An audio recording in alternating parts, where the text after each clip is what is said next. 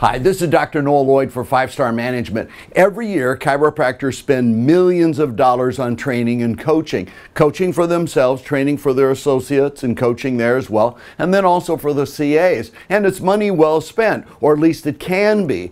I'm going to give you my 3-point plan to get 10 times your money's worth out of the training that you're buying.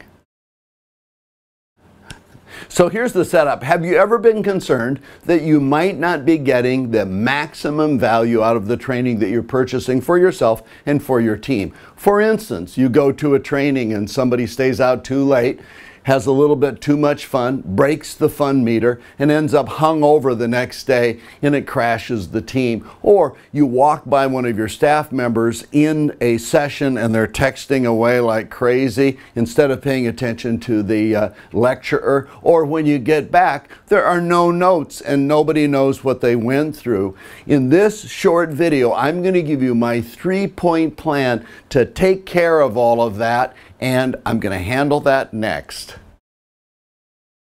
So here's my 3-point plan for getting the most out of your training. Before you go, 3, 4, 5 days before you leave for the seminar, sit down and discuss the content of the seminar and ask each person what they need to get out of this seminar in order to have it be a win-win training for you and for them.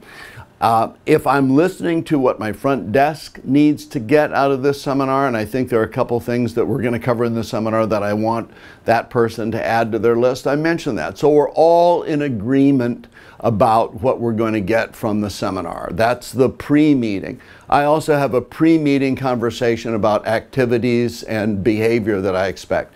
I want everybody to keep it low and slow over the weekend. It's a working weekend. Now, we're probably going to have dinner together and maybe have a glass of wine, but I don't want anybody out late in the bar so that they can't function in the seminar. And I also want people to be on their best behavior and represent my team well. So step number 1 is the pre-meeting, what we're going to get and how we're going to act. Step number 2, while you're at the seminar, have you ever walked up behind somebody who's one of your staff people and their notes are there and they're blank and they're texting on their phone, you know, with a significant other? That's not what we're going to do. So here are my instructions. I want you to take great notes. I expect that you'll come away with 12 things that we should be doing in our clinic, mostly around your position. But if you've got some ideas that you think would help somebody else, you can write those down too. So you've got to come back with some notes. Number 2, I want you to pick out the people that are in the room that are the movers and shakers. And I want you to talk with them and ask them what they're doing in their clinic. Those relationships and those hall conversations are really, really valuable. And number 3, I want you to ask some questions of the speaker. It's good for the speaker, it's good for you. If you've got questions, you've got to get them answered. So while you're at the seminar, I want you to take great notes. I want you to meet the movers and shakers and ask questions. Come back with a bunch of notes. Now, step number 3 for me is we're going to have a debriefing meeting. Now, you can do this debriefing meeting in the car. Let's say that you do 2 or 3 hour drive from the seminar back to your clinic hometown. You can go over your notes in the car at that point in time, or you can have a meeting at your office, the regular office meeting, and so everybody has to bring what they got.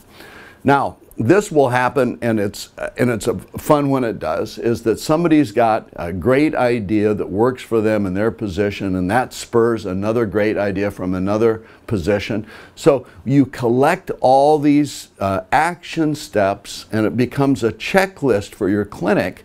And doctor, you have to have yours. You lead by example. Associates need to have theirs. They lead by example as well. And the CAs, they have their checklists. And then those become your marching orders. So you're going to the training anyway. You've paid for the training.